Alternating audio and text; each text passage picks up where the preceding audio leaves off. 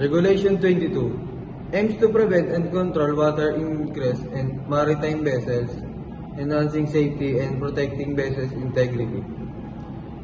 Key components include watertight compartments, efficient bilge system, regular inspection, and crew training in flood prevention and emergency response procedures. This ensures crew and cargo safety. Flooding detection systems on passenger ships with 36 or more passengers are crucial safety features.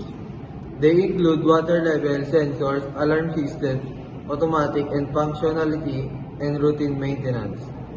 This system enhance passenger safety by enabling swift responses to potential flooding situations. Regulation 24, part of SOLAS outlines measures to prevent water ingress in sharp ships. Key points include closed openings, authorized openings, watertight doors, and access doors and hatch covers. These measures aim to enhance stability and safety by minimizing the risk of water ingress, which can lead to flooding and catastrophic consequences. The use of this measure must be authorized by the watch officer.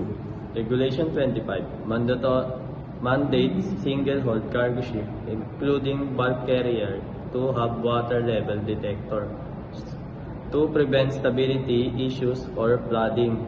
The system must alert crew to rising water level, triggered visual and audible alarm, and be regularly tested and maintained. This regulation is part of international maritime safety standard to prevent accident due to water ingress in vulnerable ship